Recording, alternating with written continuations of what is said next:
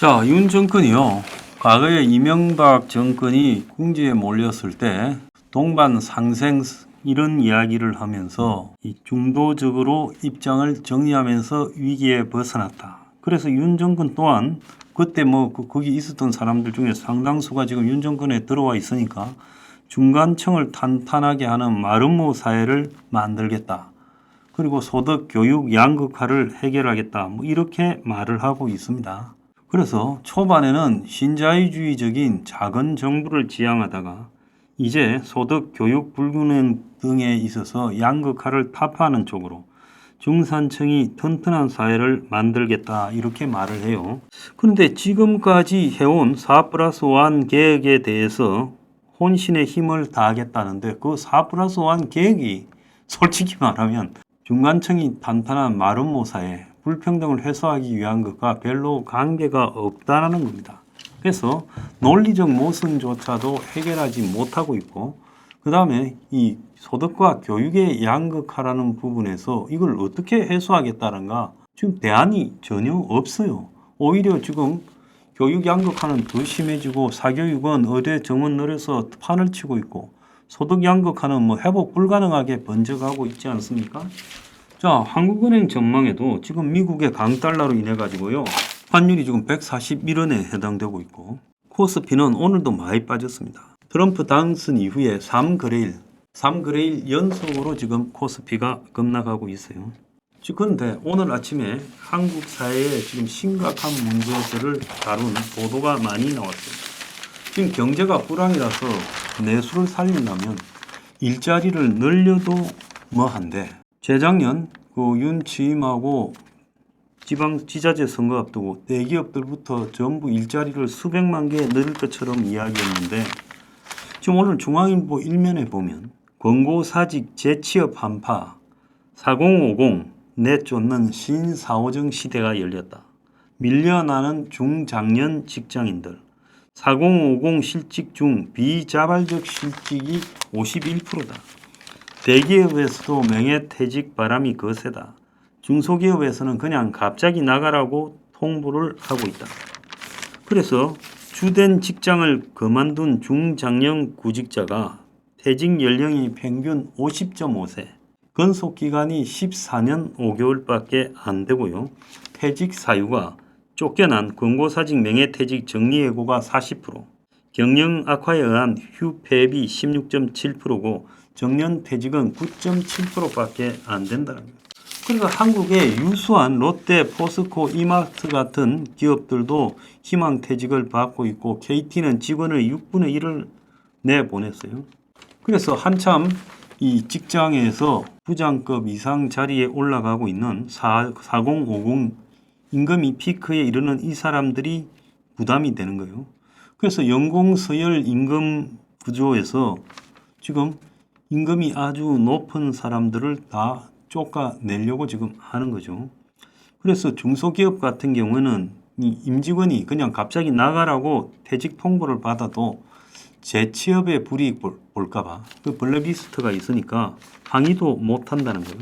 막상 이렇게 직장에서 쫓겨난 중장년층 고용 지원 예산이 청년의 18%밖에 안 된다는 거예요. 그래서 중장년이 한번 쫓겨놓으면 자기가 있던 비슷한 레벨의 직장으로는 다시 가지 못하고 눈높이를 낮춰서 하향 취업을 해야 될 건데 이게 국가 생산력을 저하시킨다는 거예요. 그래서 조금 더 지나면 아예 노동시장에서 소멸되고 그냥 잡일만 하다가 끝날 수 있다는 겁니다. 심지어 IT 회사의 유명한 개발자, 은행원이었던 경력자들도 패스트푸드 취업 설명회에 몰려든다는 거예요. 그래서 4050 구직자들 이야기를 들어봤다고 하는데 대기업 출신 56세는 맞벌이가 아니면 생계가 막막했을 건데 경력을 살리려니까 결국 월급 200만 원 최저시급 일자리밖에 없더라. 거기에 재취업했다. 중소기업 임원 출신 46세 되는 분은 사장이 일 줄여줄 테니 파트타임으로 일해라고 해서 불명예 퇴직을 시키더라. 중소기업이라 부당함을 호소할래도 호소할 데가 없다라고 말합니다. 자, IT 프로그래머 출신 50세는 40대 땐 이력서 내면 면접이라도 봤는데 50딱 넘어가니까 서류 통과부터 제껴버리더라. 은행을 주신 45세 여성은 완전히 몸쓰기도 부담스럽고 그렇다고 사무직 하자니 건물 취급을 받고 있다. 그래서 정부는 허상으로 만드는 노인 일자리, 또 청년들에게 보여주는 청년 일자리에 집중하고 지금 4050이 이렇게 직장에서 대대적으로 내어 쫓기는데도 방치하고 있어요. 자, 준비 안 된 갑작스러운 해고, 그리고 나이가 편견이 되어서 재취업에 걸림돌이 되고 취업해도 전 직장에 3분의 2도 못 받는 월급 수준이고, 그런데 가계 대출이나 자녀 교육부터 혼사까지 치러야 될 나이라서 지금 이 사람들이 끝간데 없이 몰렸다는 거예요. 자, 내수가 얼마나 부진한가 하면요. 소매업 재고가 역대 최고인데 가격을 40% 낮춘 땡처리 재고. 그러니까 이제 백화점에 있다가 아울렛에 왔다가 동네 가게에서 팔다가 거기서 또 40%를 나눠서 땡처리 재고를 해서 무게 달아 파는데도 그걸 팔아줄 옷 가게가 없다라는 거고, 그래서 의료 재고 처리 업체에 몰려든 옷이요 산더미처럼 쌓여 있다는 거예요. 40%가 폐업한 업체의 재고인데 이 재고, 과거에는 이 폐업을 할 때 옷을 싸게라도 돈을 받았는데 이제 공짜로 가져가라는 겁니다. 처리해주는 비용으로 가져오는 거예요. 아현동 가구 거리도 지금 전부 다 임대라고 가게 내놨다는 거예요. 500만 원짜리 침대가 20만 원에 그냥 나무값으로 팔고 가야 될 판이라는 겁니다. 심지어 올 가을에 관광도 쇼핑도 원래 이때쯤 되면 무슨 세일 파스타 해가지고 이 싸게 파는데 이 싸게 팔아도 사람도 안 오고, 그 다음에 가을 관광을 단풍 관광 가는 사람도 없다고 합니다.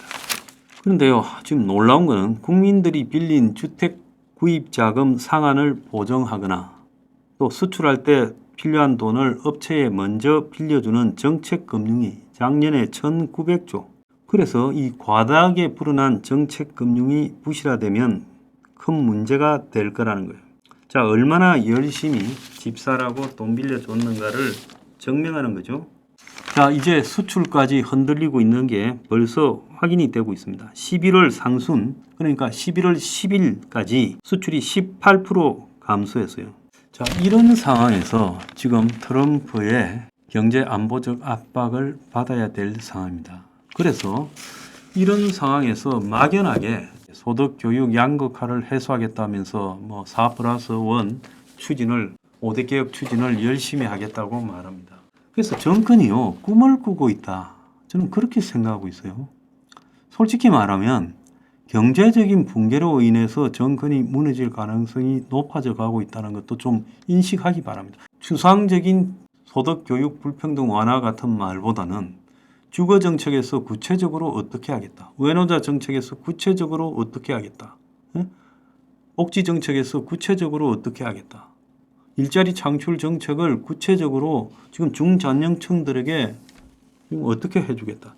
이런 것들을 갖다가 정부가 이야기하는 게 더 효과적이다. 저는 그렇게 보고 있습니다.